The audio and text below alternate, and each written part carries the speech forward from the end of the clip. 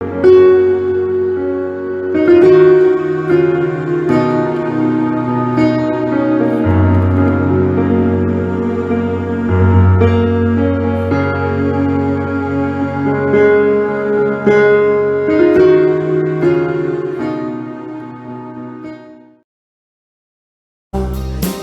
a changé mon histoire. Il a essuyé mes larmes.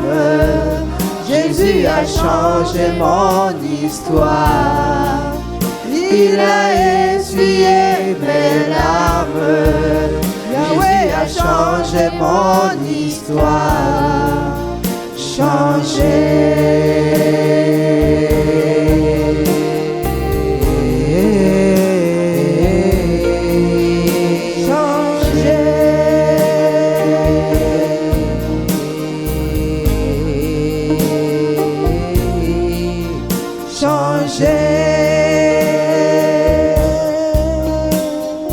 Tu as changé mon histoire et je te remercie.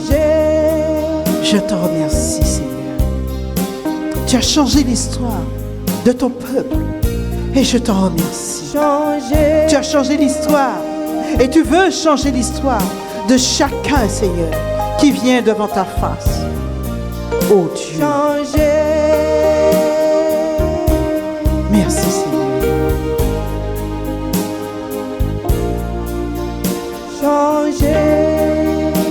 Alléluia. Soyez bénis. Prenez place, s'il vous plaît. Dans le nom de Jésus, groupe de louanges, vous pouvez prendre place aussi. Merci. Mon message s'intitule aujourd'hui « Qui est Jésus ?» Point d'interrogation. Un bébé? Point d'exclamation. C'est pertinent comme titre. Ce matin, je veux dire à quelqu'un que Jésus est venu pour mourir sur la croix. Ce n'est certes peut-être qu'un rappel pour certains, mais Jésus est vraiment venu mourir sur la croix afin de donner sa vie en sacrifice pour que chacun ait la vie, mais la vie en abondance. Une vie en abondance que beaucoup ne connaissent pas, mais que Dieu nous a fait la grâce de pouvoir connaître. Ce matin, je veux parler d'un sujet d'actualité.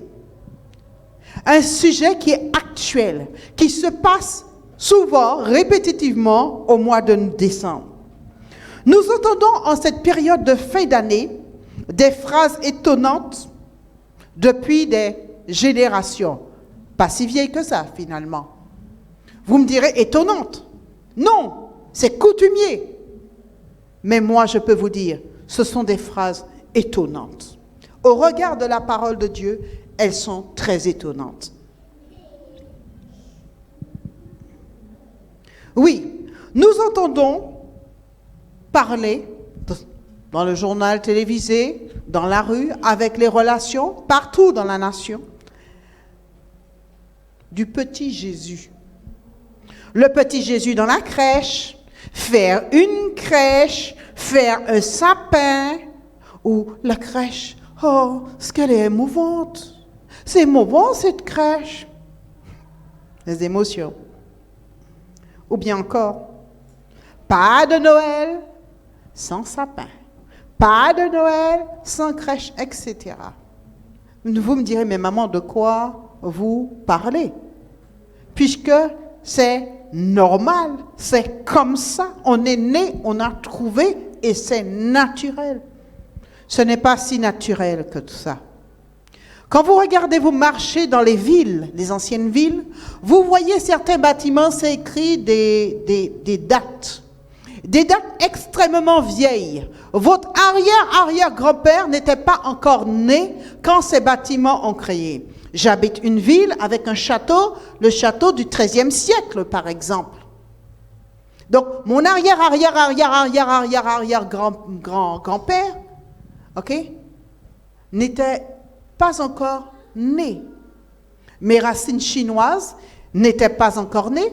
Mes racines polonaises n'étaient pas encore nées. Mes racines françaises n'étaient pas encore nées.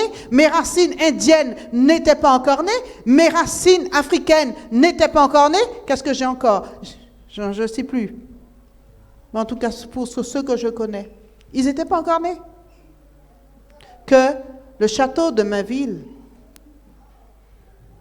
existait déjà, 13e siècle. Et quand on parle de Noël, vous allez voir qu'il y a des choses qui se sont passées aussi dans cette période du 13e siècle. Et nous suivons un rythme habituel, simplement, tranquillement, en disant, c'est comme ça, c'est le petit Jésus, il est né le 25 décembre.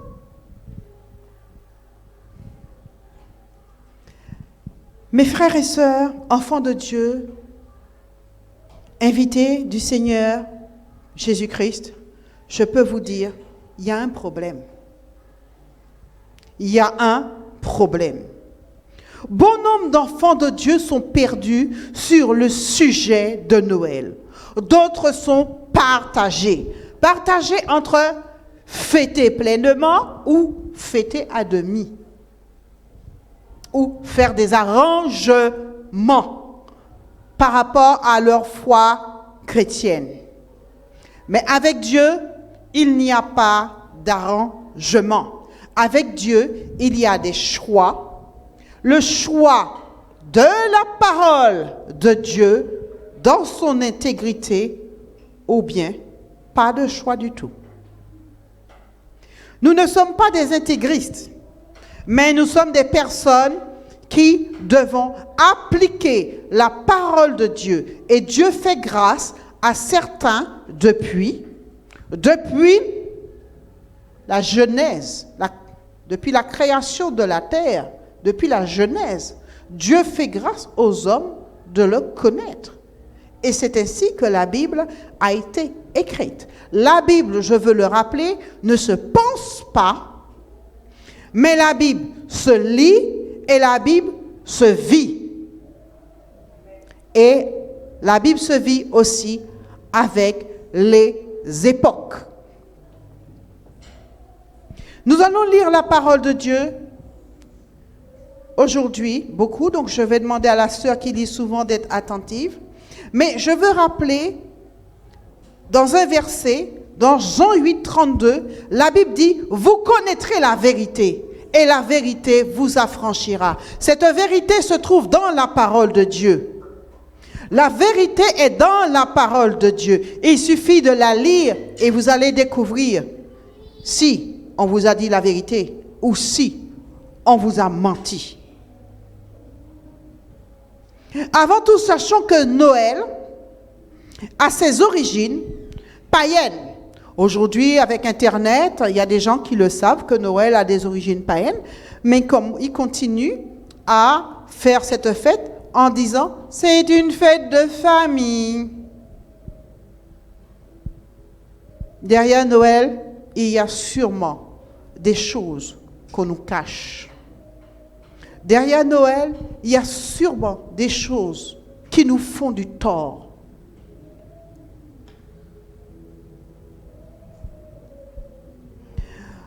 Noël a ses origines païennes et c'est une fête culturelle occidentale jusqu'en 380 en l'honneur de Sol Invictus.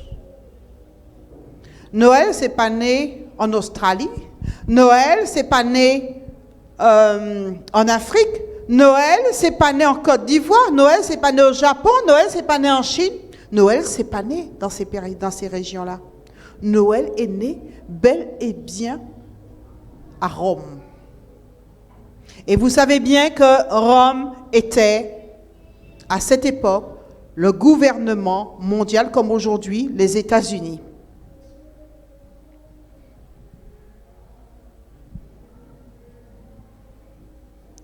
Noël a ses origines païennes, je dirais, c'est une fête culturelle occidentale en l'honneur de Sol Invictus, plus particulièrement dies natalis solis invicta. Je suis en train de lire du latin là. Hein? Signifiant jour de la naissance du soleil invaincu. Jour de la naissance du soleil invaincu. Noël, en fait, le mot Noël veut dire naissance. De par cette phrase, jour de la naissance du soleil invaincu. Donc, die natalis solis invinctis, signifiant jour de la naissance du soleil invaincu. Noël, ça veut dire natalis. Donc, c'est une réduction de jour de la naissance du soleil invaincu. Au lieu de dire tout ça, ils ont fini par dire naissance. Naissance, qui veut dire Noël, qui veut dire natalis. Et c'est une fête païenne. C'est une fête qui n'a rien à voir avec la parole de Dieu. Elle a été fixée le 25 décembre par l'empereur romain Aurélien en 274 après Jésus-Christ. Cette date fut choisie en relation avec des fêtes païennes relatives aux astres, à la fertilité, à la maternité, afin d'unifier l'empire. Donc, satisfaire des sectes païennes, faisant ainsi une seule fête. Vous savez, il y avait tellement de fêtes païennes à droite à gauche. Vous savez, le pays où on vit, les Gaulois, mes ancêtres, hein, puisque je suis aussi gauloise dans tout cela, je suis plutôt normande. Okay? Donc, les Gaulois, ce qu'il faut savoir, ils avaient aussi des fêtes, toute une quantité de fêtes païennes. Partout dans le monde, chaque pays a eu leur fête. En Europe, il y a eu aussi plein de fêtes païennes. Ça a fini par donner Noël, si vous comprenez bien. En 336, sous l'Empire romain, avec la création, je dis bien, en 336, vous me direz, mais je suis venu ici, maman, pour que tu nous fasses un cours d'histoire. Il faut suivre le lien. Vous allez voir où j'en arrive. En 336, sous l'Empire romain, avec la création du catholicisme romain, il fut décidé par le gouvernement romain, par Rome, d'y associer cette fête en la donnant un nouveau sens. Donc, quand des fois on évangélise et on dit « Monsieur et Madame, voilà, l'autre me dit « Je suis catholique, je suis né catholique, etc. » Vous voyez que le catholicisme, quand c'est que ça a été créé? Ça a été créé à un moment donné, après le départ du Seigneur Jésus-Christ, quand les apôtres étaient morts, toute cette génération, et que l'Évangile avait pris toute une partie du monde. L'Évangile était monté en Europe. Il fallait calmer l'ardeur des chrétiens et on a créé le catholicisme romain. C'est un gouvernement qui a créé ça. Ce n'est pas le Seigneur. Faites des recherches. Je ne suis pas en train de juger, je ne suis pas en train de critiquer, mais faites vos recherches vous-même. Vous allez découvrir ce que je dis, que je ne l'ai pas pris par hasard. Je pense que j'ai suffisamment d'instructions pour être devant vous, pour pouvoir vous le dire.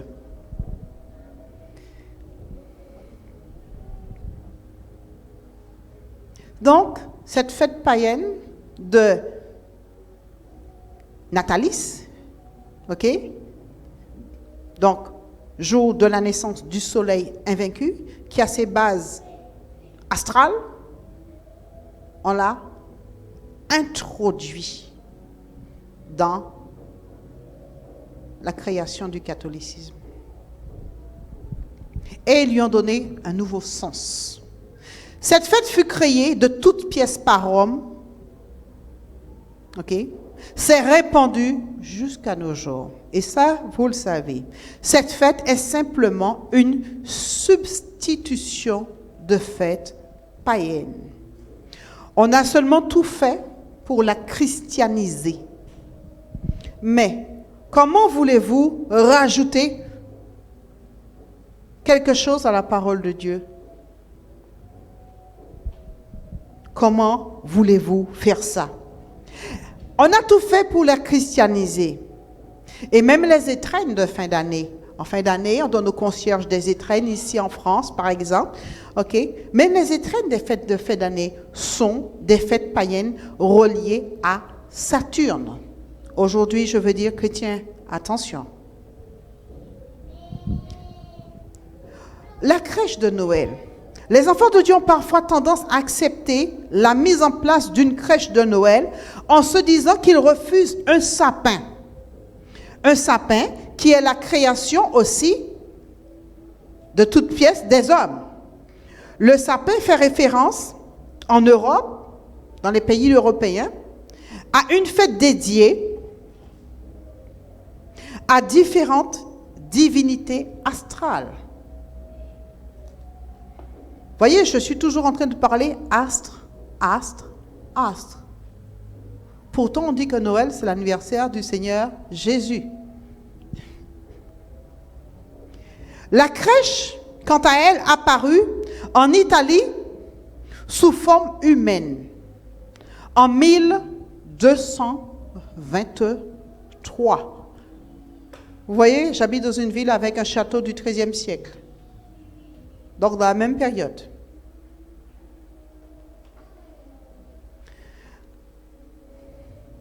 Cela a une connotation idolâtre. Bref, en voyant un bref historique de cette fête nommée Noël, nous remarquons qu'elle n'a rien de biblique. Si tu lis ta Bible, tu vas voir que ça n'a rien de biblique. Il ne suffit pas d'accepter quelque chose parce que des générations et des générations l'acceptent et qu'on l'a fêté, que c'est joli, que c'est beau, pour dire que c'est bon. Tout ce qui brille, on dit, n'est pas or. J'invite quelqu'un à écrire sur Google, par exemple, le mot juste, nos significations de Noël. Là, j'ai fait un bref historique. Vous allez voir la vérité. Vous allez voir la vraie vérité. Et vous allez choisir selon que vous obéissez à Dieu ou pas.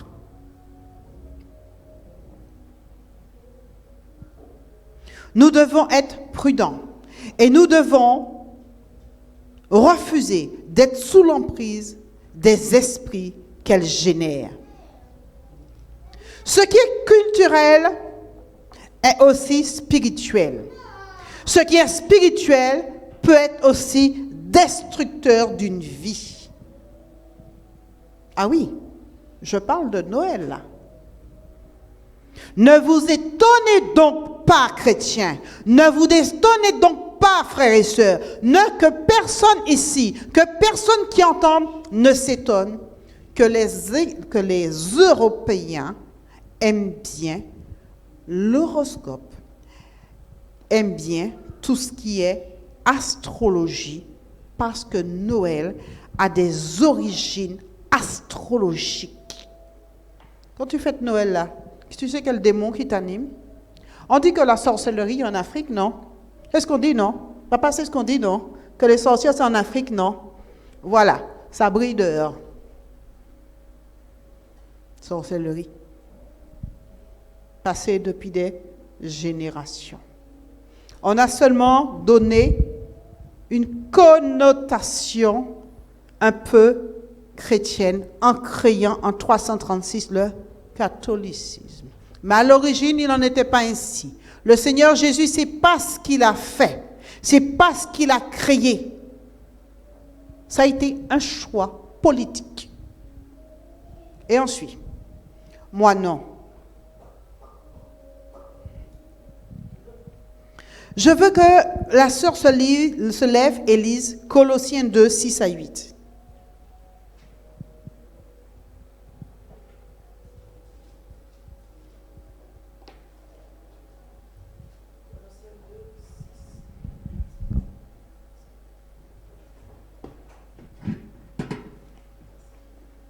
Colossiens 2, 6 à 8. Ainsi donc, comme vous avez reçu le Seigneur Jésus-Christ, marchez en lui, étant enracinés et fondés en lui, et affermis par la foi, d'après les instructions qui vous ont été données, et abondez en actions de grâce.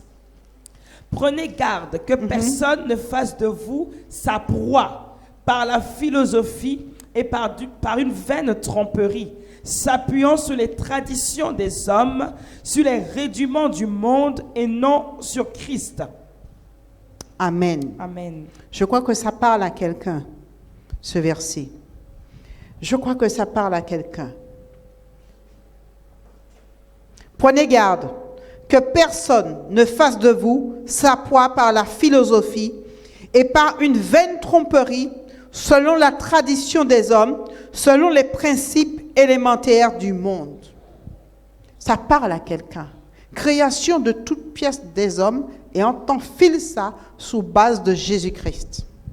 Et depuis des générations, c'est ainsi. C'est ainsi.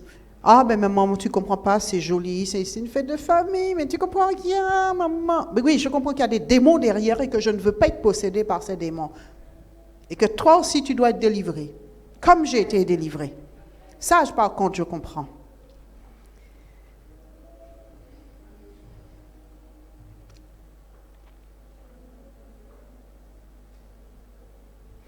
Je veux dire à quelqu'un ce matin que nous devons rester dans la parole de Dieu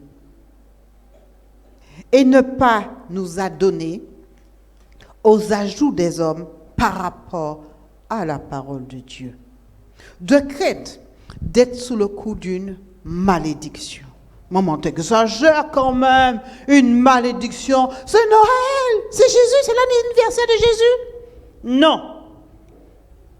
L'anniversaire de Ivincus, qu'on a choisi une date pour lui. Et si vous cherchez un peu plus loin, vous allez voir que ce Dieu Soleil rappelle quelqu'un de la nation. Le roi Soleil, le roi Louis XIV. Parce que si vous recherchez, vous allez voir que Ivincus a la même couronne de soleil que lui.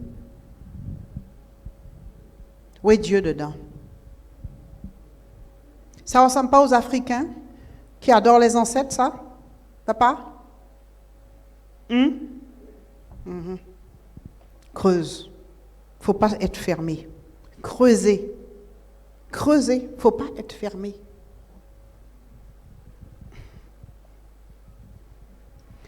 Je vois aussi certains dire, mais vous n'avez pas lu au verset 16, plus bas, maman, de 2 Corinthiens. Lis le verset 16. Que personne donc ne vous juge au sujet du manger ou du boire ou au sujet d'une fête, d'une nouvelle lune ou des sabbats.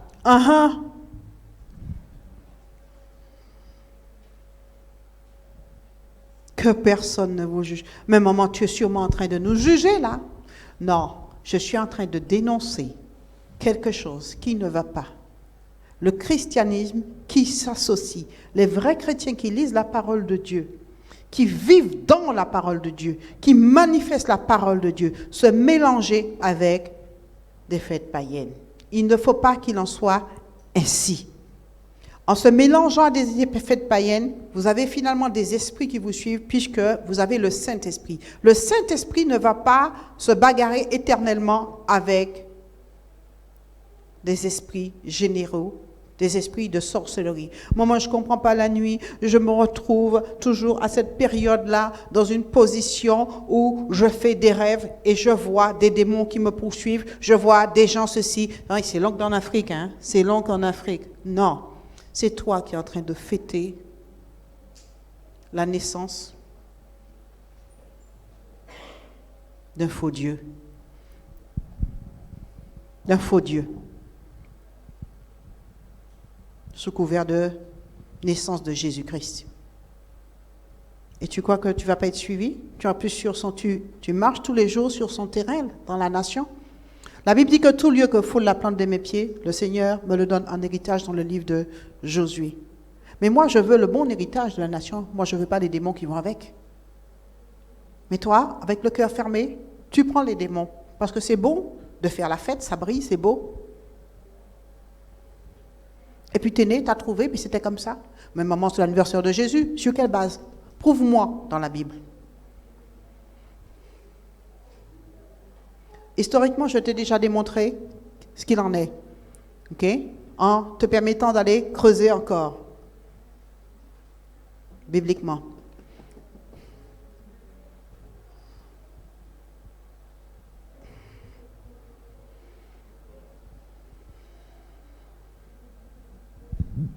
Je veux te dire que par rapport au verset 16, que la sœur vient de lire, il est question de fête juive.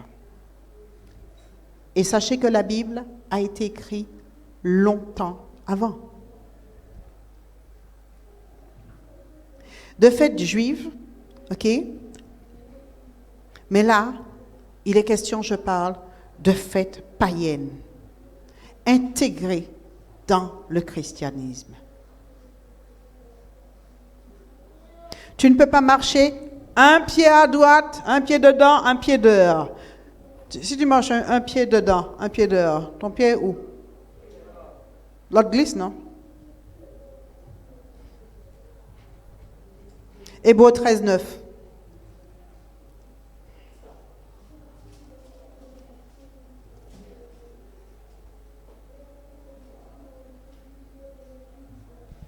Hébreux 13, 9. Ne vous laissez pas entraîner par des doctrines diverses et étrangères, car il est bon que le cœur soit affermi par la grâce, et non par des aliments qui n'ont servi de rien à ceux qui s'y sont attachés.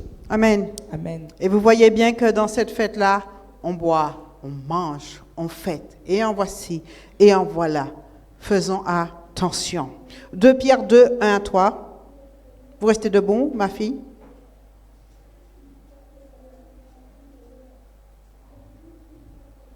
De Pierre 2, 1 à 3. Il y a eu parmi le peuple de faux prophètes. Il y aura de même parmi vous de faux docteurs qui introduisent des sectes pernicieuses. Qui font quoi? Qui introduisent des sectes pernicieuses. Et qui, reniant le maître qui les a rachetés, attireront sur eux une ruine soudaine. Une ruine soudaine. Voilà. Est-ce que je ne parlais pas de malédiction tout à l'heure? Faisons attention. Parce que des fois, on dit que c'est l'oncle au pays qui a envoyé la malédiction. C'est ma mère, c'est mon père, c'est mon frère, c'est ma soeur. Alors que c'est toi-même. Tu te maudis toi-même en ne pratiquant pas la parole de Dieu telle qu'elle et en vivant un pied dedans, un pied dehors. Continue. Plusieurs les suivront dans leur dissolution. Pour leur dissolution, c'est ce que je disais. Continue. Et la voix de la vérité sera calomniée par ceux d'eux. À cause d'eux, pardon. À cause d'eux. Par la cupidité, ils trafiqueront de vous au moyen de paroles trompeuses. De paroles trompeuses depuis des générations. On y va. Eux que menace depuis longtemps la condamnation. Voilà. Et dont la ruine ne sommeille point. Verset 4. Non, tu arrêtes là, ma fille. Est-ce que vous comprenez le sens de la parole de Dieu? Depuis des générations, depuis, c'en est ainsi. Et plus le péché augmente, plus les gens se mettent sous malédiction en n'obéissant pas à la parole de Dieu. Chrétiens, obéissons à la parole de Dieu. Ne fonctionnons pas par sentiment. La parole de Dieu est la vérité et la vie. Je dis bien, la parole de Dieu est la vérité et la vie. Si tu as l'Esprit de Dieu, tu verras que la parole de Dieu est la vérité et la vie. Et l'Esprit de Dieu se reçoit quand on donne sa vie au Seigneur Jésus-Christ. L'Esprit de Dieu, on ne naît pas avec l'Esprit de Dieu, mais on reçoit à un moment donné l'Esprit de Dieu. Expérimente-le et tu verras.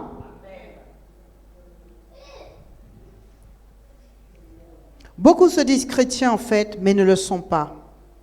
Ils ne le sont pas en réalité. Et ils suivent des doctrines contraires à la Bible, des doctrines de démons. Je voulais vraiment dire attention ce matin. Attention. Mes enfants ne connaissent pas ce qu'on appelle Noël dans ma maison. Ils ne connaissent pas ce qu'on appelle Noël. On ne marche pas à cloche-pied devant le Seigneur. Parce qu'aujourd'hui, si vous cédez en connaissant la vérité, demain vous viendrez devant l'apôtre. Pasteur, je ne dors pas. Pasteur, je sens que. Pasteur, c'est mon oncle. Pasteur, c'est ma tante. Pasteur, je vois un blanc qui me poursuit. Mais oui, mais tu es sur le terrain du Gaulois, ça ne m'étonne pas que tu verrais un Gaulois, un esprit Gaulois en train de te poursuivre. Alléluia. Nous allons parler de Jésus dans Luc 2, 1 à 40, assez rapidement, car je ne veux pas dépasser le temps qui m'incombe par l'apotrapie. Luc 2, 1 à 40. On va se lever ensemble pour lire la parole de Dieu, s'il vous plaît. Et vous allez aller très vite, ma fille, s'il vous plaît. En ce temps-là, parut un édit de César Auguste. Je demande qu'on se lève, s'il vous plaît. Je suis sous l'autorité de l'apotrapie, donc que chacun fasse. Voilà, merci. En ce temps-là, parut un édit de César Auguste, ordonnant un recensement de toute la terre. Ce premier recensement eut lieu pendant que Quirinius était gouverneur de Syrie. Tous allaient se faire inscrire chacun dans sa ville. Joseph aussi nommé monta de Galilée à la ville de Nazareth pour se rendre en Judée, dans la ville de David appelée Bethléem, parce qu'il était de la maison et de la famille de David, afin de se faire inscrire avec Marie, sa fiancée, qui était enceinte. Pendant qu'ils étaient là, le temps où Marie devait accoucher arriva, et elle enfanta son fils premier-né. Elle l'emmaillota et le coucha dans une crèche, parce qu'il n'y avait pas de place pour eux dans l'hôtellerie. Il y avait dans cette même contrée des bergers qui passaient dans les champs les veilles de la nuit pour garder leurs troupeaux. Et voici un ange du Seigneur leur apparut, et la gloire du Seigneur resplendit autour d'eux. Ils furent saisis d'une grande frayeur. Mais l'ange leur dit, ne craignez point, car je vous annonce une bonne nouvelle, qui sera pour tout le peuple le sujet d'une grande joie. C'est qu'aujourd'hui, dans la ville de David, il vous est né un sauveur, qui est le Christ le Seigneur. Et voici à quel signe vous le reconnaîtrez. Vous trouverez un enfant emmailloté et couché dans une crèche. Et soudain, il se joignit à l'ange une multitude de l'armée céleste, louant Dieu et disant, gloire à Dieu dans les lieux très hauts, paix sur la terre et bienveillance envers les hommes. Lorsque les anges les eurent quittés pour retourner au ciel, les bergers se dirent les uns aux autres, allons jusqu'à Bethléem et voyons ce qui est arrivé, ce que le Seigneur nous a fait connaître. Ils y allèrent en hâte et ils trouvèrent Marie et Joseph et le petit enfant couché dans la crèche. Après l'avoir vu, ils racontèrent ce qui leur avait été dit au sujet de ce petit enfant. Tous ceux qui les entendirent furent dans l'étonnement de ce que leur disaient les bergers. Marie gardait toutes ces choses et les repassait dans son cœur. Verset 20. Et les bergers s'en retournèrent, glorifiant et louant Dieu pour tout ce qu'ils avaient entendu et vu et qui était conforme à ce qui leur avait été annoncé. Le 8e jour auquel l'enfant... Amen, ma sœur, je vais un petit peu paraphraser. Donc, après, Jésus a été présenté au temple, hein, puisque après sa circoncision et la purification familiale, ok, et il a été présenté au temple, ok. Et tu prends verset 25. Et voici, il y avait à Jérusalem un homme appelé Siméon. Luc 2, verset 25. Cet homme était juste et pieux. Il attendait la consolation d'Israël. Et l'Esprit Saint était sur lui. Il avait été divinement averti par le Saint-Esprit qu'il ne mourrait point avant d'avoir vu le Christ du Seigneur. Amen. Ok. Donc, il a prophétisé sur le Seigneur. Ok. Verset 33. Joseph et sa mère étaient dans l'administration des choses qu'on disait de lui. De l'admiration. Des choses qu'on disait de lui. Siméon les bénit et dit à Marie, sa mère, voici, cet enfant est destiné à amener la chute. Ok. D'accord. Verset 36 pour paraphraser. Il y avait aussi une prophétesse, Anne, fille de Phanuel de la tribu d'Azer. Elle était fort avancée en âge et elle avait vécu 7 ans avec son mari depuis sa virginité. Restée veuve et âgée de 84 ans, elle ne quittait pas le temple et elle servait Dieu nuit et jour dans le jeûne et dans la prière. Étant survenue, elle aussi, à cette même heure, elle louait Dieu et elle parlait de Jésus à tous ceux qui attendaient la délivrance de Jérusalem. Lorsqu'ils eurent accompli tout ce qu'ordonnait la loi du Seigneur, Joseph et Marie retournèrent en Galilée à Nazareth, leur ville. Or, l'enfant croissait et se fortifiait en esprit. Il était rempli de sagesse et la grâce de Dieu était sur lui. Amen. Soyez bénis, ma sœur. Vous pouvez vous asseoir, s'il vous plaît. Que s'est-il vraiment passé? On a lu ce texte de Luc 2. Que s'est-il vraiment passé? La première chose, l'homme pécha. Vous savez, dans le jardin d'Éden, l'homme pécha. Dieu se regarda, parce que Dieu est Père, Fils et Saint-Esprit, une personne, un Dieu en 3 personnes. Dieu se regarda et Dieu se concerta, ok, pour sauver l'homme. Et Dieu dit, je suis, j'y vais. Jean 1:1 dit, au commencement était la parole. La parole était avec Dieu, la parole était Dieu. Cette parole, c'est Jésus. Je veux dire à quelqu'un, c'est cette parole qui est descendue. Dieu prépara, en fait, dans l'Ancien Testament, sa venue. Ok? En utilisant son peuple, le peuple élu, le peuple choisi, Israël. Dieu prépara sa venue, mais au moment de sa venue, le peuple était dans la distraction par rapport aux souffrances que les Romains les faisaient vivre.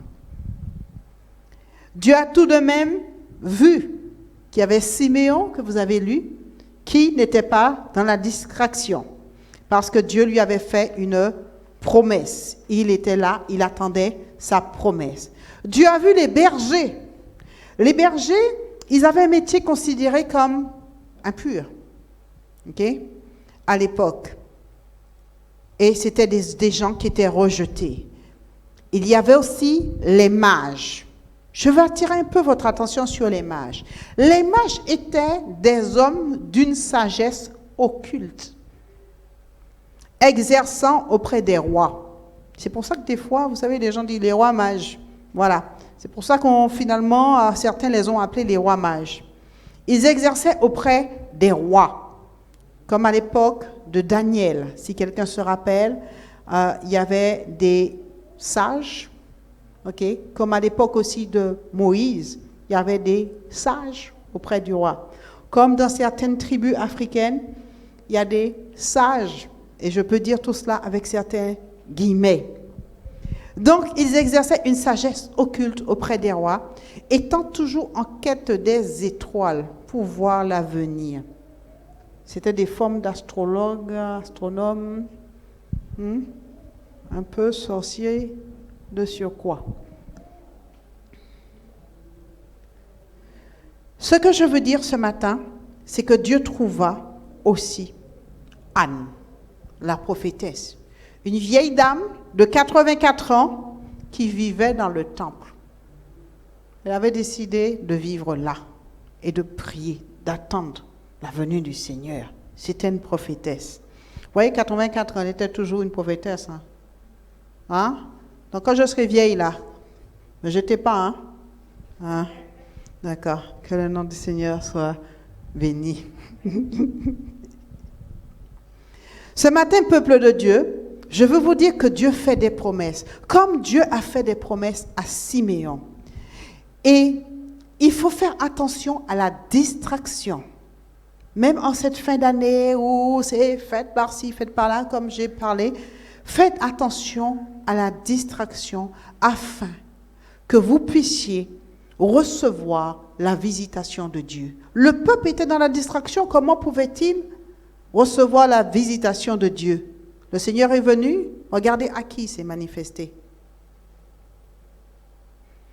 Dieu a fait une promesse à son peuple, que le Messie viendrait. Oui, pour les délivrer.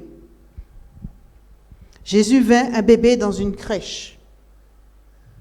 Une crèche, c'est quoi? C'est un mangeoire. C'est une cuve, là. Je suppose qu'on a dû mettre de la paille pour le confort du bébé, pour qu'il soit plus à l'aise. Et puis qu'on l'a emmailloté. Si c'était en Afrique, je dirais qu'on l'aurait emmailloté avec le pagne. À l'époque, c'était comme ça. On emmaillotait les enfants. Même ici en Europe, on emmaillotait les enfants. Qui était dans le mangeoire? L'enfant Jésus. Dieu. Dieu était dans le mangeoir. Dieu était dans le mangeoir tout petit. Jésus est vraiment venu, je dis à quelqu'un, passant par l'action du Saint-Esprit dans la vie d'une jeune femme qui a gardé sa dignité féminine. Elle était le choix de Dieu. Dieu a tout disposé pour sa venue. Oui. Dieu a préparé le recensement avant de descendre. Dieu a dit, quand je vais descendre, ok, je vais organiser ça comme ça, comme ça. Je vais utiliser les autorités pour organiser le recensement. Comme ça, Marie va aller là-bas avec Joseph à Bethléem pour se faire recenser. Dieu organise toute notre vie. Et des fois, c'est nous qui ne comprenons pas que Dieu a organisé quelque chose. Si vous êtes venus aujourd'hui, il y a grève. Vous êtes venus, c'est parce que Dieu a organisé votre vie. Ça veut dire que Dieu voulait qu'aujourd'hui, au travers de sa servante, au travers de ses serviteurs, ses servantes, Dieu voulait vous dire quelque chose. Dieu a organisé tout pour que cela se fasse. Dieu s'est humilié en venant dans le corps d'un homme. Oui, Dieu est venu dans le corps de Marie, un humain. Le Saint-Esprit, il descend sur nous. Le Saint-Esprit, il est sur moi, il est en moi, il est sur moi. Donc c'est une grâce que Dieu me fait. Mais le Saint-Esprit, pareil, est venu pour une action dans la vie de Marie. Le Saint-Esprit est en action dans ma vie pour que je porte la parole de Dieu maintenant. Le Saint-Esprit a fait aussi une grâce à Marie.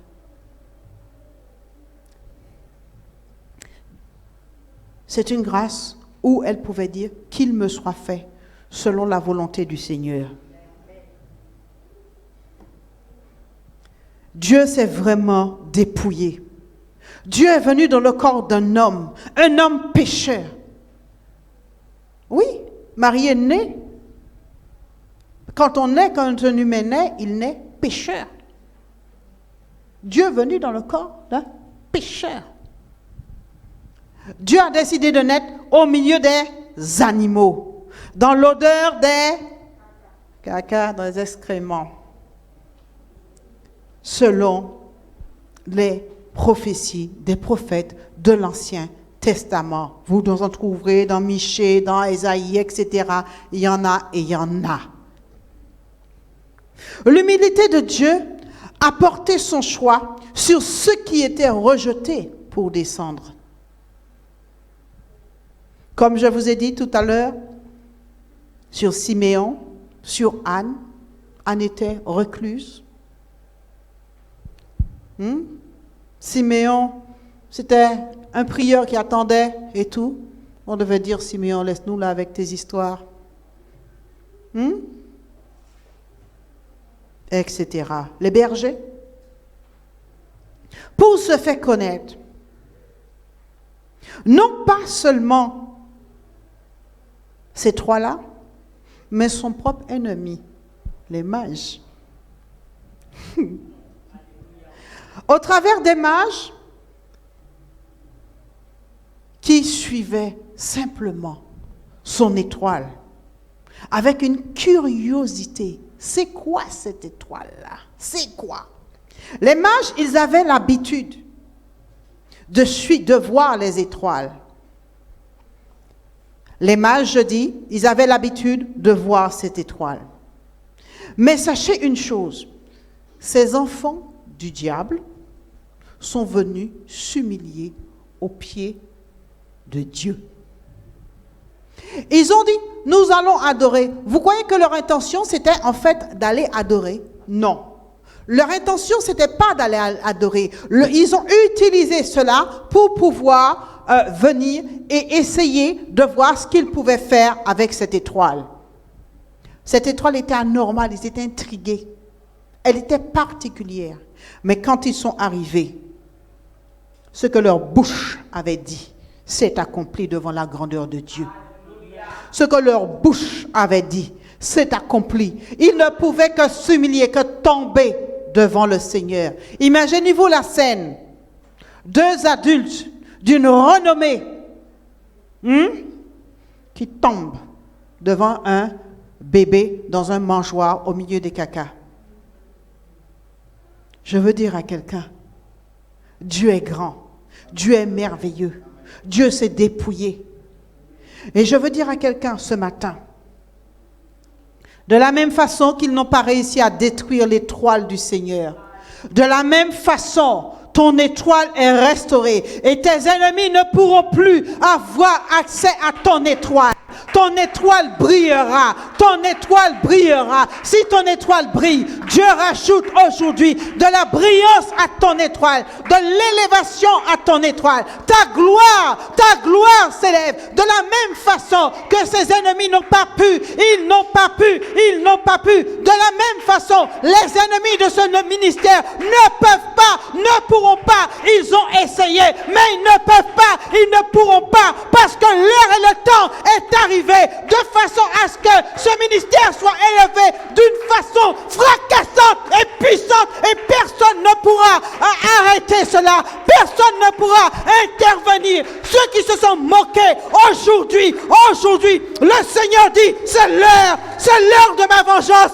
C'est l'heure de ma vengeance. J'élève mon serviteur. J'élève ce ministère. J'élève cette église. Je l'élève.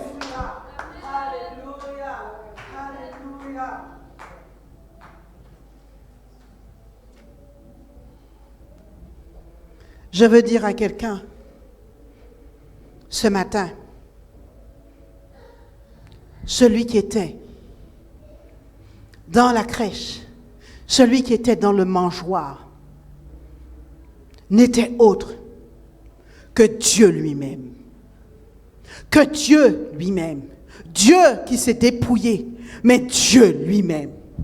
Dieu qui est venu et qui a sacrifié toute sa gloire pour toi, pour moi. Ce Dieu qui était venu pour accomplir un but, celui de vaincre l'ennemi de nos âmes. Le Seigneur Jésus est venu et il a vraiment à la croix accompli le but pour nous donner la victoire. Et cette victoire, c'était une victoire pour toi, c'était une victoire pour moi. Mais il a humilié d'abord l'ennemi de nos âmes, les enfants du diable qui ne pourront plus prospérer dans vos vies.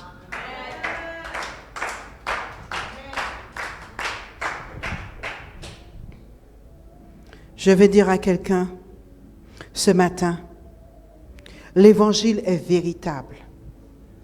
L'évangile est véritable. Jésus-Christ est venu pour toi.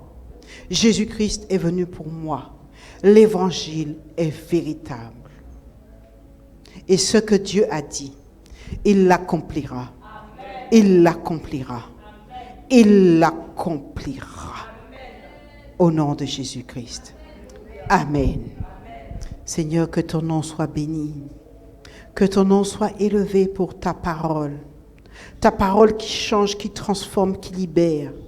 Ta parole, Seigneur Dieu, qui ouvre les yeux des aveugles physiques, mais aussi des aveugles spirituels, Seigneur. Seigneur, merci. Parce qu'aujourd'hui, tes enfants sont libérés des esprits, Seigneur Dieu, occultes, générés par les fêtes de fin d'année, Seigneur. Au nom de Jésus, là où ces esprits les suivaient, Seigneur Dieu, nous les chassons, Seigneur, dans l'abîme des ténèbres. Et Seigneur Dieu, au nom de Jésus, l'esprit, Seigneur, les esprits, Seigneur Dieu, qui les poursuivaient, aujourd'hui, tu les donnes la victoire. Les esprits générés par ces fêtes, Seigneur Dieu, tu leur donnes la victoire. Tu leur donnes la victoire. Et l'étoile de tes enfants brille. L'étoile de tes enfants brille.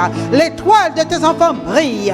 L'étoile de tes enfants brille. La gloire de tes enfants est élevée. Oh Dieu, au nom de Jésus, et les portes qui permettaient, oh Seigneur, à ces esprits de les suivre. Aujourd'hui, Seigneur Dieu, ces portes sont fermées. Au nom de Jésus-Christ, je prie, Seigneur Dieu, afin que ceux qui sont à la maison et qui sont dans cet esprit de Noël, Seigneur Dieu, cet esprit, Seigneur Dieu, de naissance d'Ivicus, Seigneur Dieu, ô éternel Dieu, au nom de Jésus-Christ de Nazareth, Seigneur, que le feu de Dieu, oh Seigneur, mette hors d'état de nuire ces esprits, Père, au nom de Jésus, tous ces esprits astraux, tous ces esprits astrologiques, Seigneur Dieu, générés, Seigneur, dans l'Europe, au nom de Jésus-Christ de Nazareth. Papa, je bénis ton peuple, je bénis ta maison, je bénis tes enfants. Pour ta gloire, nous avons prié, au nom de Jésus-Christ. Amen. Amen. Amen. Soyez bénis.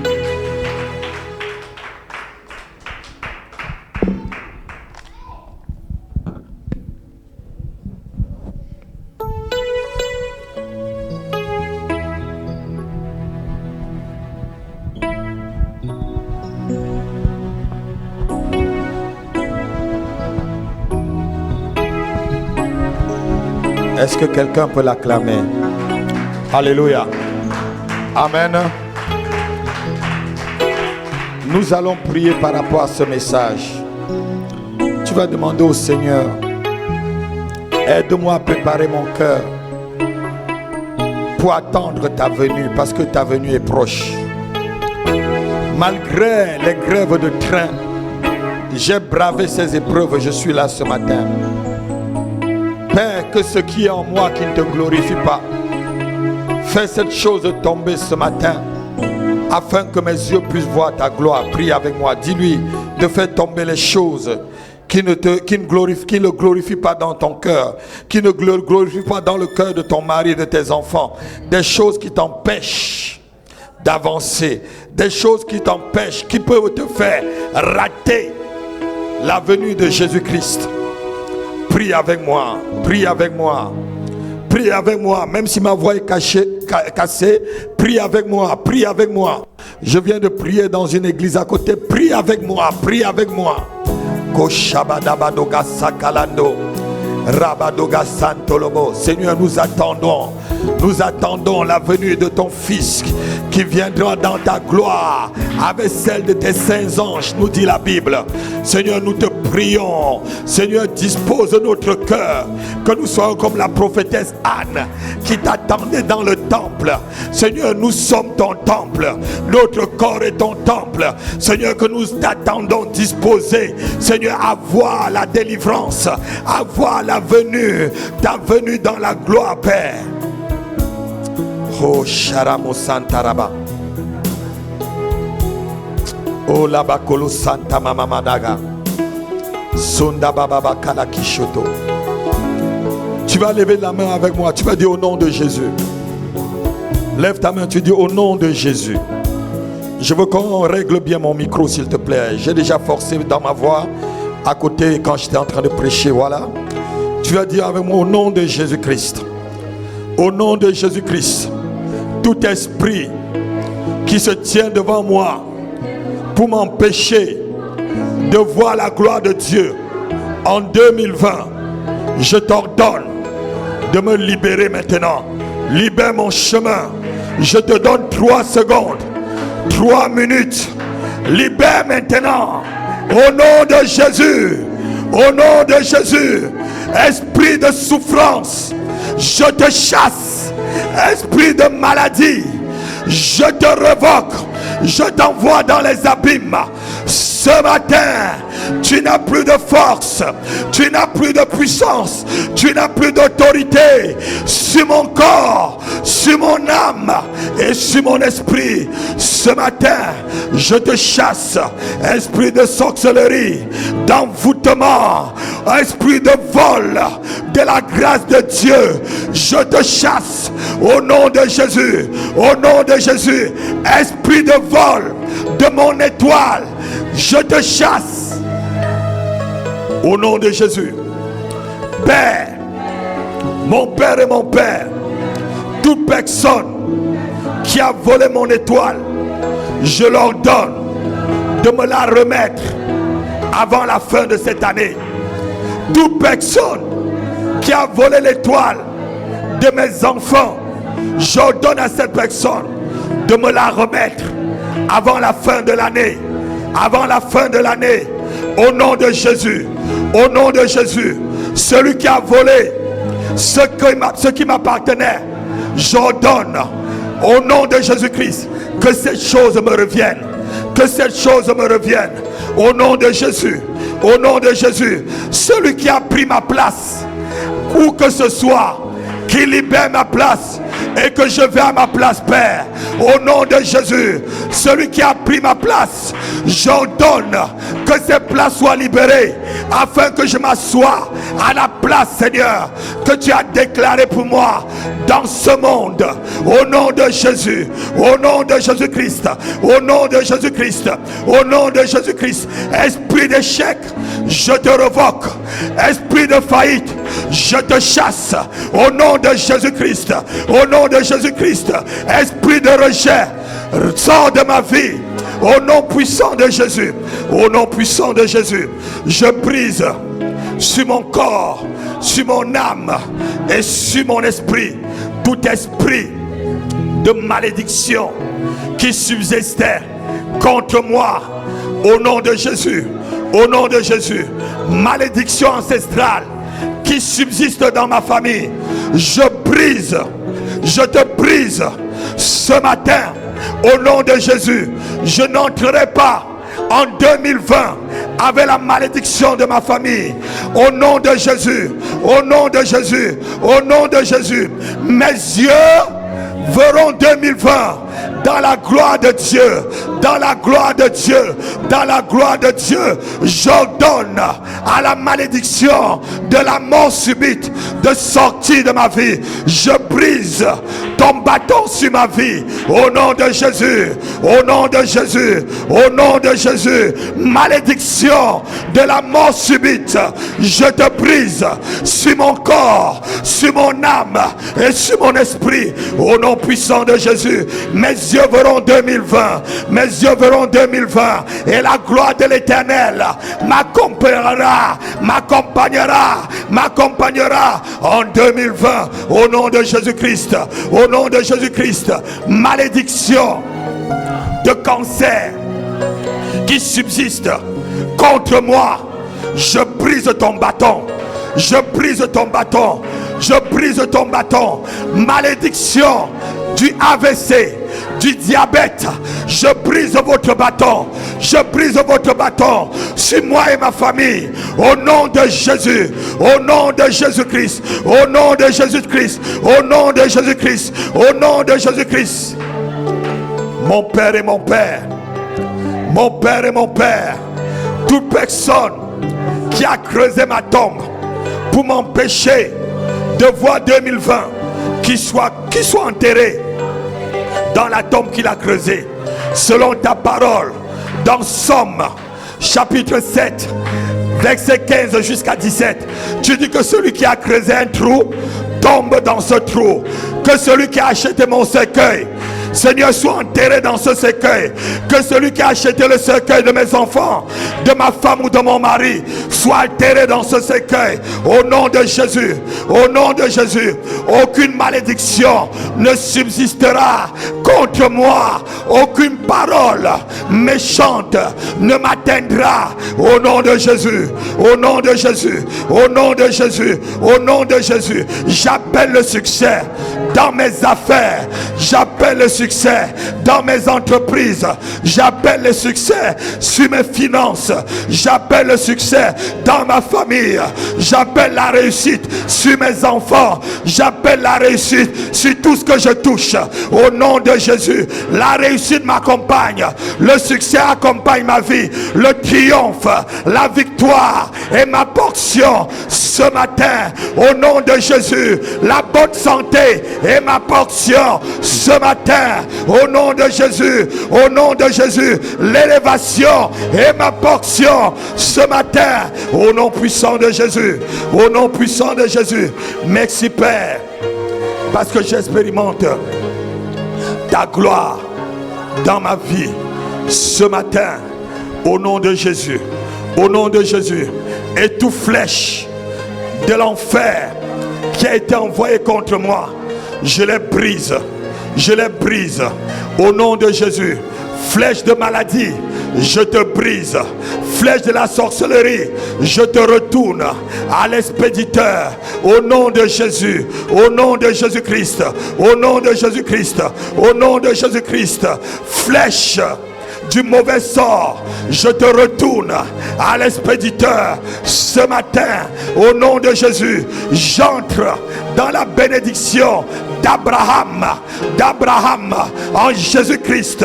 Ce matin, ma vie est plongée dans le sang de Jésus. Dans le sang de Jésus, la sorcellerie n'a pas le pouvoir sur moi. La magie n'a pas le pouvoir sur moi. La divination n'a pas le pouvoir sur moi. Au nom de Jésus, au nom de Jésus, au nom de Jésus. Est-ce que tu peux l'acclamer ce matin? Acclame-le ce matin. Alléluia. On va s'asseoir.